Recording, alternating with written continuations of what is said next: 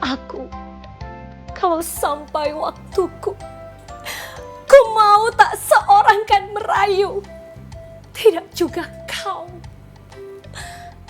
Ngaku, siapa yang suka banget baca puisi dan menganggap bahwa dengan membaca puisi, menulis puisi, ada emosi yang tersalur, ada emosi yang lepas, dan ada kreativitas tanpa batas yang terbentuk.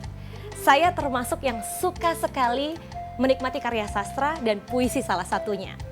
Hari ini, siang ini jam 10.30 di JTV, Sinaunang Omah kembali hadir untuk adik-adik, teman-teman SMA buat belajar tentang puisi, tentunya bersama dengan guru mata pelajaran Bahasa Indonesia SMA. Dan bersama saya akan hadir dua guru spesial sekaligus. Yang pertama saya akan kenalkan terlebih dahulu ada Pak Sutrisno Bari. Beliau ini adalah guru mata pelajaran Bahasa Indonesia dari SMA Negeri 18 Surabaya. Assalamualaikum, selamat siang Mbak Tris. Waalaikumsalam Mbak Putri, selamat siang. Ternyata pinter juga baca puisi Mbak Putri ini ya. Dulu SMA-nya juga baca puisi ya? Pinter baca puisi Ketahuan, ya? saya pernah loh Pak menang lomba baca puisi. Wah luar biasa Tingkat ini. keluarga, saya juara 1. Tingkat keluarga? Jadi hari ini Iya, kita iya, akan Mbak Putri. belajar, nanti akan ada tamu istimewa berikutnya yang kebetulan juga adalah guru saya zaman SMA nih pemirsa, adik-adik. Jadi tetap di sini ya, nanti tamu spesial berikutnya akan saya undang karena kita akan bahas terlebih dahulu kenapa puisi ini termasuk salah satu kajian menarik untuk kita pelajari khususnya dalam mata pelajaran Bahasa Indonesia. Pak Tris, kenapa? Begini Mbak Putri, bahwa puisi itu sangat mendasar, sangat dibutuhkan. Semua orang pasti pernah membuat puisi. Mungkin pada saat jatuh gitu ya, jatuh tidak sakit gitu ya, atau mungkin menjadi puisi tiban, menjadi apa dukun tiban nanti. Pada saat cinta datang semalam sentuh membuat puisi 5-6, nah ini. Langsung itu, berlembar-lembar. Iya itu. Yang kedua sesuai dengan kurikulum sekarang ini, kurikulum 2013 itu ada 4C, itu akan mendorong siswa untuk C yang ketiga, yaitu mengembangkan kreativitas dan inovasi. Berarti Ini. kita perlu tahu nih kompetensi dasar dan kompetensi inti yang diharapkan dengan kita belajar puisi hari ini. Iya, Apa betul, saja Mbak Pak Putri. Tris? Nah, ini dan aku semuanya bahwa pada hari ini kita akan membahas KD 3.16 dan KD 4.16. KD 16 ini adalah berkaitan dengan mengidentifikasi suasana, tema, dan makna puisi. Ini adalah kelas 10 SMA ini. Jadi ini semester genap ini ya, semester 4 ini. Nanti juga ada KD KI 4, yaitu KD 4.16 ini yaitu keterampilan, yaitu mendemonstrasikan sebuah puisi. Jadi harapannya Nah, teman-teman di rumah nggak cuma Iya. jago nulis berdasarkan suasana, tema, dan Iya. makna itu sendiri, tapi juga berani untuk menampilkan karyanya. Begitu ya Pak Tris? Iya, nanti pada saat setelah ini nanti ada sesi anak-anak ada tugas juga untuk membuat puisi berkarya, lalu berharga gitu ya. Betul. Jadi ini penting ini. Jadi anak-anak ini dimulai dengan buat puisi dulu, sehingga nanti generasi yang akan datang nanti bisa membuat bermacam-macam. Kreatif itu dimulai dari membuat puisi, Mbak Putri. Menarik Begitu. sekali. Jadi tujuan pembelajaran kita hari ini dan hakikat puisi itu sendiri apa nih Pak Tris? Nah, ini tujuan mempelajari puisi itu adalah agar siswa mampu menikmati, memahami, memanfaatkan karya sastra untuk mengembangkan kepribadian, Mbak Putri. Jadi kepribadian ini sekarang dikembangkan dengan pendidikan karakter itu ya. Ini ya. Lalu memperluas wawasan serta meningkatkan pengetahuan dan kemampuan berbahasa ini, terampil berbahasa ini. Karena bahasa itu sangat penting ini untuk semua dimensi kehidupan. Saya Ini ya, sangat sepakat ini. karena kalau bukan kita, siapa lagi yang bangga untuk berbahasa Indonesia. Jadi nanti di segmen selanjutnya kita akan membacakan puisi. Namun sebelum itu perlu dipahami dulu bahwa hakikat puisi sebetulnya adalah...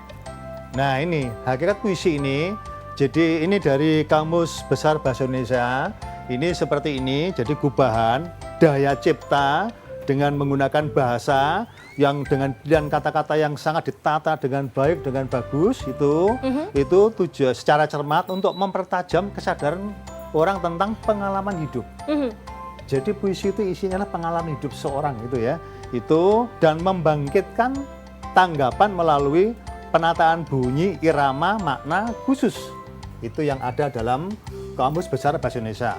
Nah, dari para pakar itu banyak sekali definisi puisi. Yang jelas bahwa dalam puisi itu seseorang bisa mengeksplor apa yang ada dalam dirinya dalam mengeja kehidupan ini, nutrisi vitamin apa yang dialami pahit getirnya kehidupan itu untuk disampaikan pada orang lain. Dan ini yang menarik karena dengan membaca puisi termasuk karya sastra lainnya juga, kita bisa mempelajari kehidupan orang lain tanpa harus merasakannya secara langsung. Segmen selanjutnya sesuai janji, Pak Tris posisinya akan digantikan oleh di guru favorit saya zaman belajar bahasa Indonesia dulu di SMA, Pak Bambang Eko dari SMA Negeri 5 Surabaya. Beliau akan bacakan puisi sesaat lagi. Jangan kemana-mana, tetap bersama Sinau Nang Omah.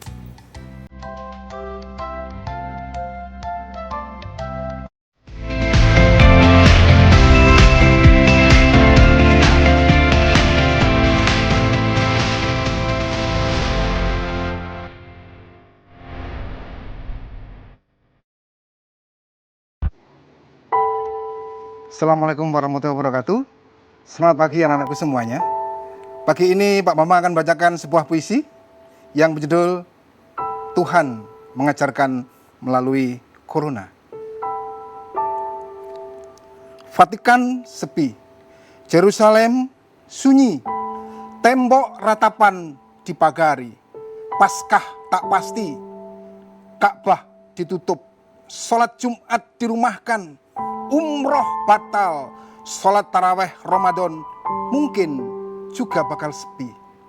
Corona datang seolah-olah membawa pesan bahwa ritual itu rapuh, bahwa hura-hura atas nama Tuhan itu semu, bahwa simbol dan upacara itu banyak yang hanya menjadi topeng dan komoditi dagangan saja. Ketika corona datang, engkau dipaksa mencari Tuhan, bukan di Basilika Santo Petrus, bukan di Ka'bah, bukan di dalam gereja, bukan di masjid, bukan di mimbar khotbah, bukan di majelis taklim, bukan dalam misa minggu, bukan dalam sholat Jumat, melainkan pada kesendirianmu, pada mulutmu yang terkunci, pada hakikat yang senyap, pada keheningan yang bermakna. Corona mengajarimu, Tuhan itu bukan melulu pada keramaian. Tuhan itu bukan melulu pada ritual. Tuhan itu pada jalan keputusasaanmu dengan dunia yang berpenyakit. Corona memurnikan agama bahwa tak ada yang boleh tersisa kecuali Tuhan itu sendiri. Tidak ada lagi indoktrinasi yang menjajah nalar. Tidak ada lagi sorak-sorai memperdagangkan nama Tuhan. Datangi, temui, dan kenali Dia dalam relung jiwa dan hati nuranimu sendiri. Temukan Dia di saat yang teduh, di mana engkau hanya sendiri bersamanya. Sesungguhnya kerajaan Tuhan ada dalam dirimu. Qalbun mukmin baitullah. Hati orang yang beriman adalah rumah Tuhan. Biarlah hanya Tuhan yang ada. Biarlah hanya nuranimu yang bicara. Biarlah para pedagang, maklar, politikus, dan para penjual agama disadarkan oleh Tuhan melalui kejadian ini. Semoga kita bisa belajar dan mengambil hikmah dari kejadian ini. Terima kasih. Amin. Guru SMA aku. Wow, alhamdulillah. Ini alasan kenapa waktu SMA dulu suka sekali dengan pelajaran bahasa Indonesia, terinspirasi dan sampai sekarang bangga sekali, berbahagia untuk bisa memproduksi karya walaupun tidak disebarluaskan. Cukup melalui status Facebook, caption atau keterangan di Instagram atau Twitter. Kita bisa tetap berkarya loh lewat media apapun. Pak Bambang, selamat datang di program Sinau Nang Omah. Senang sekali Putri. Ya. Dulu Masya ini Allah. Putri sering juara lomba keliling-keliling ke sekolah-sekolah, juara lomba puisi, misalnya puisi ini ya. Tapi cukup berawal dari dari rasa puisi, cinta rasa terhadap cinta. puisi. Dan Jadi, sekarang sukses ini sekarang ini. Alhamdulillah, Pak Bambang, Iya. cukup bicara tentang saya, karena kita akan bicara soal puisi.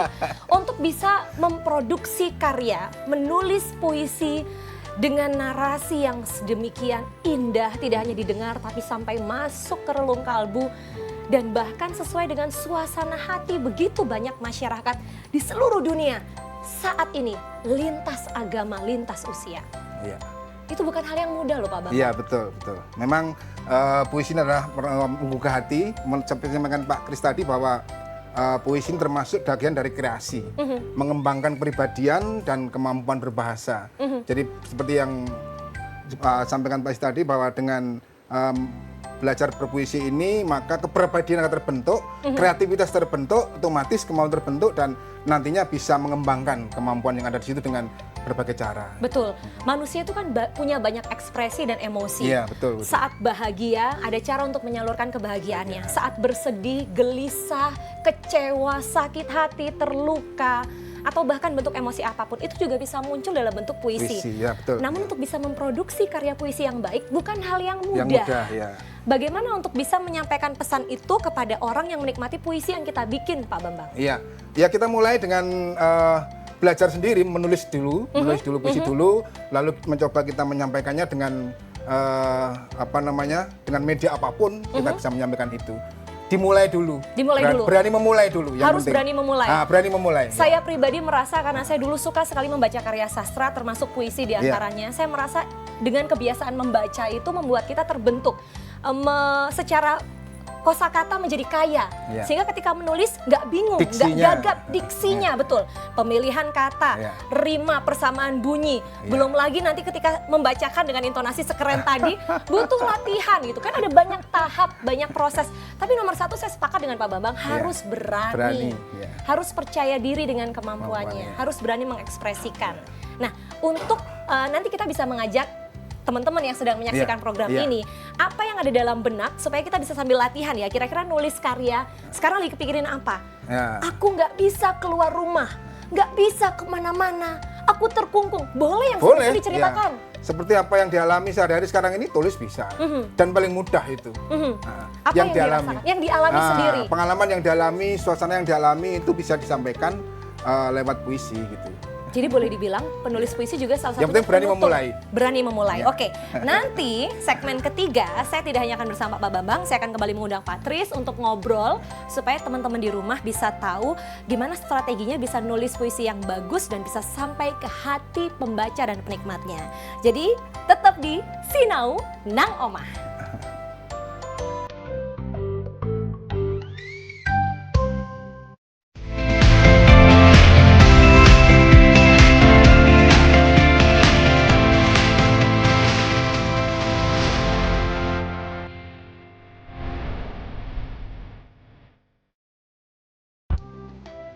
Masih dalam program Sinau Nang Omah yang tadi sudah menyimak Pak Bambang membacakan puisi, tentu ingin bisa mengupas dan menggali apa makna dari puisi yang dibacakan, sekalipun mungkin sudah terasa betul sampai ke relung hati. Pak Tris akan cerita dulu dari sisi konsep sendiri, puisi itu harus punya tema, harus punya suasana sebelum nantinya kita maknai. Betul ya Pak Tris? Iya, betul. Seperti apa cara untuk menganalisisnya sebuah puisi? Ya, begini Mbak Putri, jadi anak-anakku di rumah sesuai dengan KD 4.16 bahwa KD 4.16 itu adalah identifikasi puisi, di dalamnya ada tema, ya, ada tema, ada suasana dan ada makna. Tema itu yang bisa kita alami, mungkin bisa dialami orang lain, gitu ya, yang memberikan gejolak hati kita. Jadi membuat puisi itu tidak terlalu sulit. Ada yang mengatakan bahwa membuat puisi itu semudah membuat sambal terasi, gitu ya. Kalau nggak bisa bikin sambal terasi berarti susah bikin puisi. Kelompoknya itu adalah tentang kepedisan hidup, kepahitan hidup, kenyamanan hidup, itu semua itu. Ada sedepnya juga. Ada sedepnya juga, ada pahit, itu semua diaduk, itulah puisi.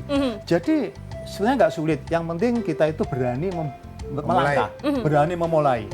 Semua orang pasti punya pengalaman gitu ya. Itu. Nah, tema sekarang ini sesuai dengan tadi yang kita bacakan tadi adalah tema-tema tentang yang sekarang wabah Iya, corona. sesuai konteks yang Iya, sekarang sedang iya. kita hadapi bersama. Ini ada 10 orang membuat puisi tentang tema corona, itu ada 10 puisi yang berbeda. Iya. Karena cara pandang seorang melihat corona ini berbeda-beda. Betul. Tapi artinya bahwa kita ini dengan musibah ini kita mencari yang inovatif dan motivatif gitu ya. Yang motivatif karena puisi itu memberikan sesuatu motivasi pada seorang untuk hidup itu agar bergairah hidup itu ya. Itu. Yang kedua, suasana. Nah, suasana ini bermacam-macam ya, bermacam-macam. Seperti kita di sini ada corona itu suasananya bisa kecewa, gelisah, berontak, tenang, pasrah, bingung dan seterusnya. Ini bergantung dari kita, dari cara pandang kita, dari kita menanggapi sesuatu gitu ya. Nah, karena puisi itu dibuat dari hati nurani, ya, dari jiwa, maka tidak ada kebohongan di situ ya. Apa adanya puisi ini. Nah, inilah menentukan bahwa puisi itu akan menggambarkan jiwa seorang yang membuat puisi itu. Betul, dan puisi bisa dimaknai baik secara tersirat maupun tersurat, implisit atau eksplisit. Betul. Kita langsung bergeser karena tadi ada puisi yang dibacakan oleh Pak Bambang. Pak Tri, Iya, saya iya, betul, pengen betul. teman-teman di rumah sambil Iya. belajar nih, bagaimana memaknai puisi yang tadi baru dibacakan. Boleh kita lihat selanjutnya, Pak Bambang ini, boleh? Pak Bambang bisa Ya. Lihat nih. Monggo bisa apa? Ya, terima kasih anak Ya, sekalian. ini temanya Jadi tadi. yang kedua tentang makna, bahwa sebuah puisi itu mesti ada makna yang ingin disampaikan kepada para pembaca. Ya, karena itu setiap puisi yang baik pasti maknanya juga akan memberikan nilai-nilai di samping nilai informatif, edukatif, juga rekreatif. Jadi itu yang paling penting. Dan puisi yang bagus tidak hanya informatif dan rekreatif, tapi juga nilai edukatif. Karena itu kalau anak-anak belajar puisi, maka buatlah puisi yang bisa memberikan nilai edukasi kepada masyarakat. Edukasi pada yang membaca sehingga maknanya adalah bisa memberikan makna yang baik, memberikan pengajaran yang baik, mengajak kita kebaikan. Seperti itu. Sehingga contoh puisi tadi itu adalah memaknai kita bahwa supaya kita ini tetap semangat. Iya. Apapun kondisinya, Harus apapun keadaannya, ada optimisme. harus ada optimisme. Begitu Mbak Putri. Karena yang menarik ketika banyak orang memandang bahwa corona ini wabah, corona musibah, tapi lewat sudut pandang puisi yang Iya, tadi iya. Pak Bambang bacakan, orang justru kembali pada kemurnian agama. Iya. Menjadi semakin menarik dan kita masih akan diskusi lagi seputar puisi, tapi kami minta waktu buat istirahat dulu. Sebentar lagi kembali, tentunya Sinau Nang Oma, sesaat lagi.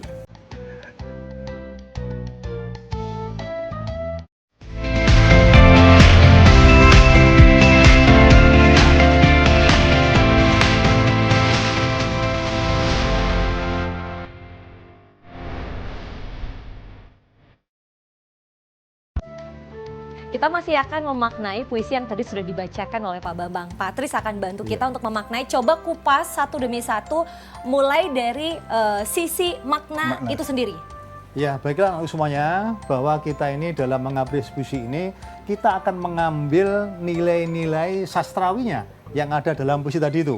Jadi termasuk vitamin apa yang bisa kita ambil di sini. Jadi ini Ada 5 makna. ada 5 makna, yaitu pertama bahwa kita dapat mengambil hikmah atas terjadinya musibah corona itu, bahwa musibah corona sebagai salah satu cara Tuhan menguji kadar keimanan kita. Kok bisa begitu Pak Tris? Nah, Bisa ini dari mana itu? kita lihat di situ di puisi itu ada baris puisi yang menyatakan bahwa sesungguhnya kerajaan Tuhan ada dalam dirimu. Kolbun mukmin baitullah. Ya. Hati orang yang beriman adalah rumah Tuhan. Nah, itu bukti bahwa Iya.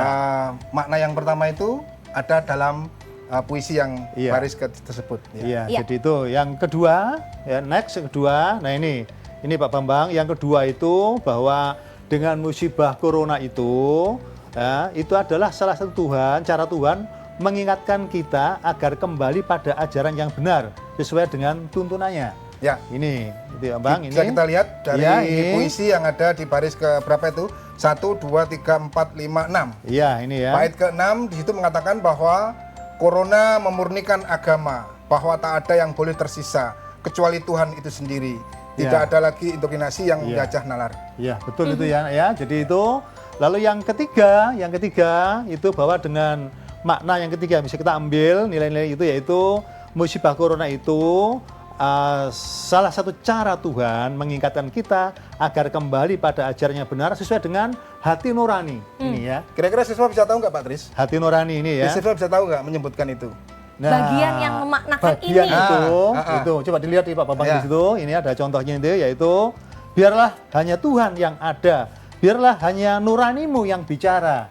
Kalau nurani bicara, saya katakan bahwa tidak ada kebohongan, tidak ada kebohongan dalam diri kita ini, gitu ya. Bahwa semua itu adalah harus kita jalani ya, kita jalani sesuai dengan tuntunan kita bahwa semua musibah kita jalani, tidak perlu kita lari dari musibah. Di Kita balik hadapi musibah aja. itu ada nilai positif. Ada hikmah. Tentu gitu. saja. Ya, gitu Lalu ya. Betul. masih ada makna lain yang bisa Iya. digali ya. Iya, ada 5 makna ini ya. Ini masih ketiga. Yang keempat ini musibah corona itu di sini bahwa ini yang lebih utama ini ya, bahwa kita selalu semangat dan tidak mudah putus asa dalam menghadapi setiap cobaan. Ini.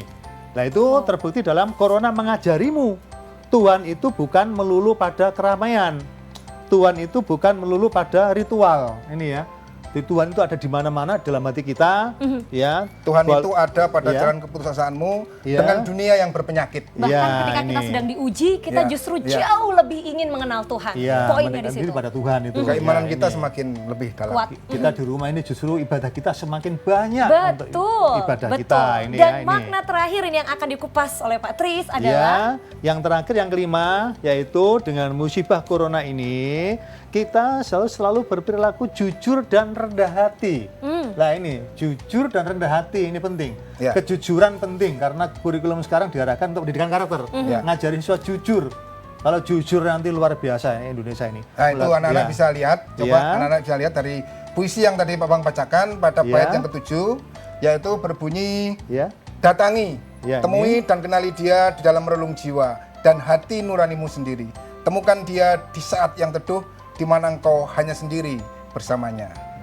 menarik sekali. Kita sudah Iya. kupas tuntas. Tapi ada hal Iya. yang menarik juga dari sisi saya sebagai penikmat puisi. Iya. Kadangkala Iya. penulis puisi begitu sudah melahirkan karya, maka mengembalikan pemaknaan itu kepada yang membaca. Baca. Karena Iya. setiap orang kan akan punya pemaknaan, bisa Iya. jadi Interpretasi sama, berbeda. bisa jadi Iya. berbeda. Iya. Nah, Iya. menanggapi ini karena ada beberapa konteks yang Iya. dalam hal ini puisi yang kita bacakan konteksnya bisa kita sepakati, tapi ada beberapa yang mungkin misalnya nih penulisnya maksudnya bikin puisi tentang rasa cinta kepada Tuhan, tapi dimaknai kepada rasa cinta kepada sesama manusia.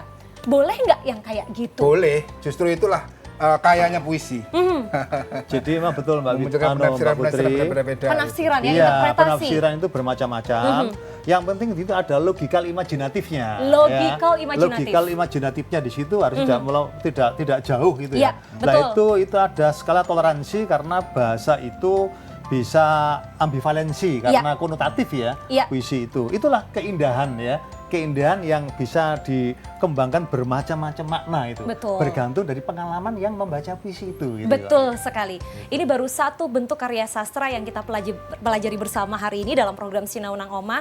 Tentu teman-teman di rumah, apalagi yang saat ini sedang menyaksikan, gak cuman yang statusnya pelajar SMA, SMP, SD, lagi nyimak, terus tiba-tiba terpikir untuk melahirkan karya, menulis, mumpung lagi banyak waktu di rumah, kenapa tidak? Berani memulai. Harus berani memulai, Ya. harus berani menunjukkan kepada orang-orang terdekat untuk kemudian nantinya akan mendapatkan apresiasi. Pak Tris, Pak Bambang, apresiasi dari kami sudah hadir hari ini. Mudah-mudahan ketemu lagi dalam kondisi Amin. sehat. Amin. Alhamdulillah. Makasih, Mbak Dan Putri. kita mudah-mudahan juga ketemu lagi tentunya dalam program Sinaunang Omah untuk belajar mata pelajaran lain yang tidak kalah menyenangkan. Jaga kesehatan, tetap jaga higienitas. Di rumah bukan berarti diam, tapi tetap beraktivitas dan berkarya. Karena hari Senin kita ketemu lagi dalam program Sinaunang Omah jam 10.30 sampai jam 11 waktu Indonesia Barat. Saya Rizky Putri pamit, sampai jumpa minggu depan. Selamat siang, Assalamualaikum. Makasih Pak Bambang.